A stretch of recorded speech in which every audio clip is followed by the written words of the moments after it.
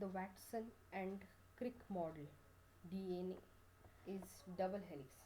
Now in 1951, James Watson learnt about X-ray diffraction pattern projected by DNA.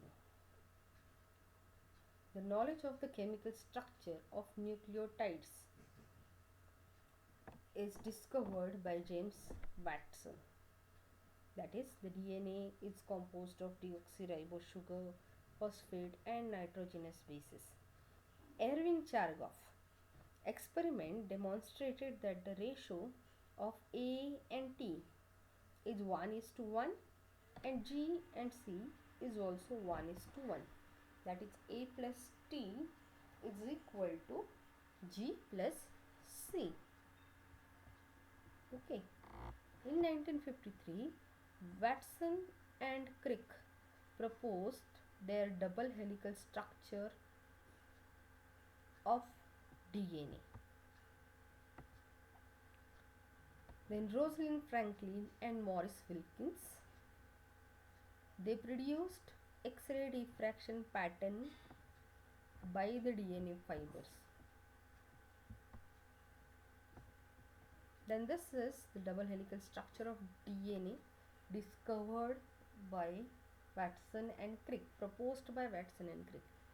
DNA is double helical, strands are anti-parallel with a backbone made up of sugar and phosphate. Here you can see sugar, phosphate residues are alternate. So the backbone of the DNA is made up of sugar and phosphate. Two strands, they run anti-parallel.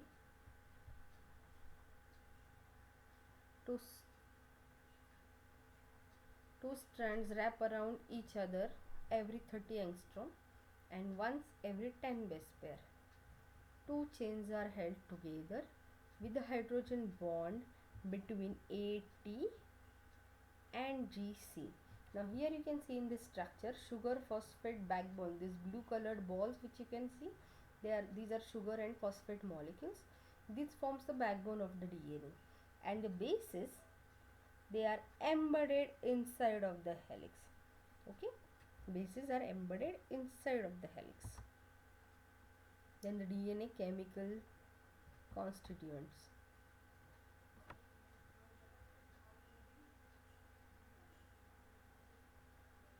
DNA and RNA nucleotides.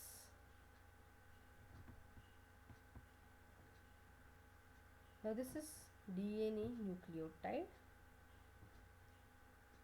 which is composed of base, sugar and phosphate group. Okay, base, sugar and phosphate. Sugar present is deoxyribose sugar. Here at the 2' oxygen, it's absent.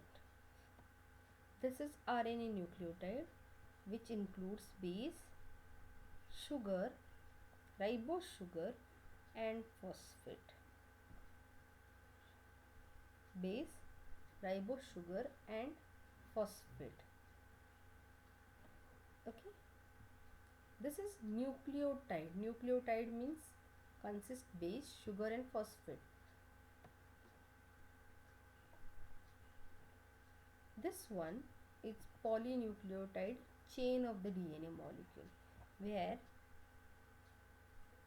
fifth carbon of the sugar is linked to the phosphate group. This is the fifth carbon of the sugar is linked to the phosphate group. Then again third 3' OH of the sugar is linked to the next nucleotide's phosphate group. 3' end, see this one, 3' end is known as growing end of the DNA, because all the new nucleotides, or say nucleotides which are in one chain, they are linked together with the previous bases 3' OH. Okay, next base whatever is added into the same chain is linked to this free 3' OH. with the phosphate group of next nucleotide, which is now going to bind to the DNA molecule. Structurally, purines, that is adenine guanine, best pair with the pyrimidines. See this one, purine best pair with the pyrimidine. Pyrimidine if joins together, this is not feasible angle, the angle is very less. When purine joins, angle is high. So this is best pairing of purine and pyrimidine. Diameter is 20 angstrom. Always adenine pairs with the thymine and guanine pairs with the cytosine. Okay, adenine pairs with the thymine and guanine pairs with the cytosine. So this explains Chargaff's rule, why A is equal to T and G is equal to C in DNA molecule.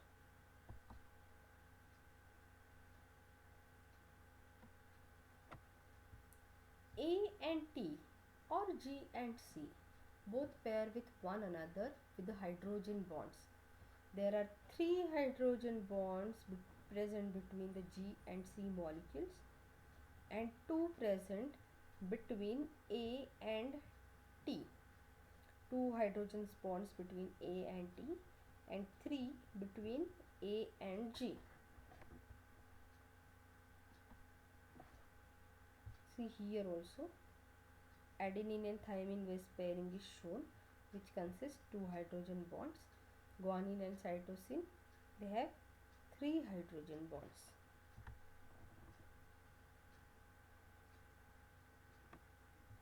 Now here you can see the molecular structure of the DNA. These are 2 strands of the DNA which are coiled around one another. Each turn consists 10 base pair.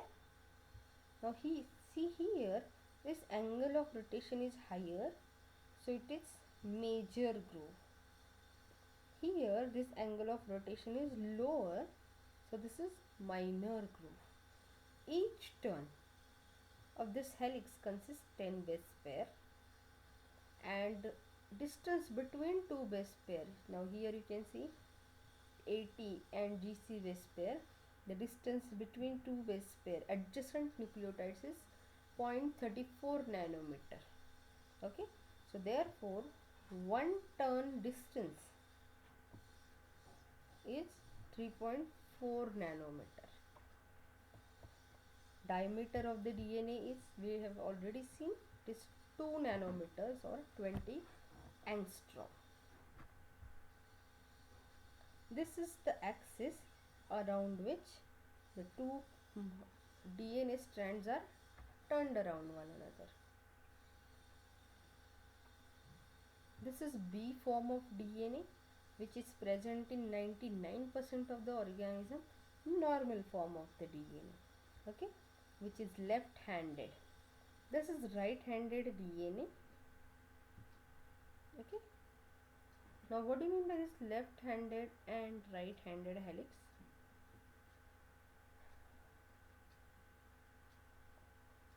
I will show you in video, another video.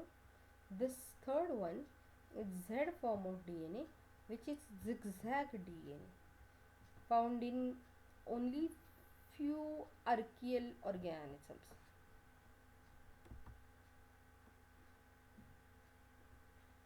The next experiment is Michelson and Stahl experiment.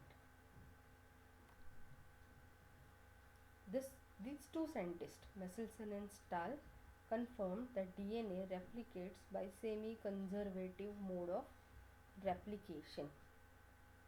Okay.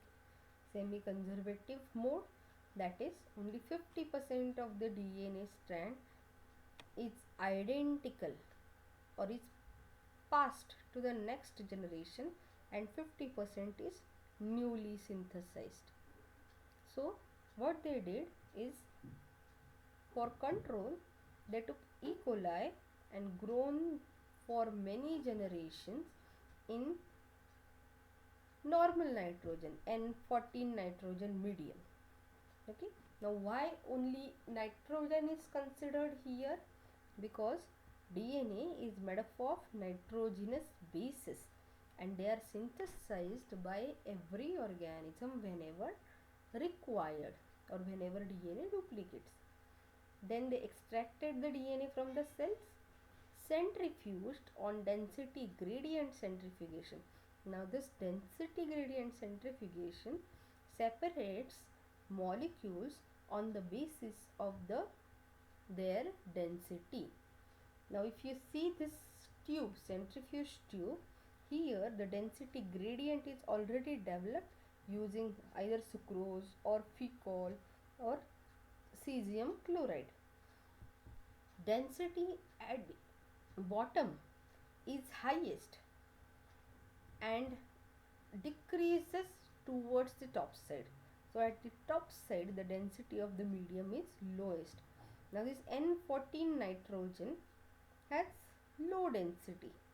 So it's all the DNA molecules extracted from this control, they are settled at the top side. Okay, then E. coli grown for many generations in N15 medium. Same E. coli grown here is transferred, inoculum is transferred to the medium containing heavy nitrogen. N15 is heavy nitrogen. Then they extracted the DNA from the cells, allowed to centrifuge. They found that this DNA molecule settles at the bottom because whole DNA molecules contain N15 heavy nitrogen. Then N15 cells are transferred to N14 medium. Okay, from here they are transferred to here in the flask containing N14 normal nitrogen. The cells replicate once to produce first generation of the daughter cells. Then the DNA is extracted from such cells, centrifuged. Now since these organisms, they have been grown first on heavy nitrogen and now they have grown on normal nitrogen, they will have one strand which is of light blue color and one strand with a pink color. Why? Because now the DNA present in a cell replicates two DNA strands. They separate from one another and this pink one is newly synthesized. So it is one DNA molecule contain one DNA strand with a heavy nitrogen and another one with the light nitrogen. Next, after 30 minutes or after growth of first generation, the cells replicate in second time to produce second generation of the daughter cell. DNA is extracted from the cells again, centrifuged, DNA is centrifuged onto the density gradient. Now here you will find two bands in the centrifuge tube, one with the light nitrogen and one with the mixed nitrogen strands, one heavy and one light. Now see this one, as these organisms grow, the cells having this type of DNA, one with the light nitrogen and one with the heavy nitrogen. In the next generation, these two strands will separate, and since now the cells are growing in light nitrogen, here one strand is fully pink because one parental strand is pink and newly synthesized strand is pink because now we are growing cells on N14 nitrogen, and these are the old strands, one with the blue color and one is newly synthesized. Okay, so using this experiment Wesselson and Stahl discovered that the DNA replicates by semi-conservative mode of replication.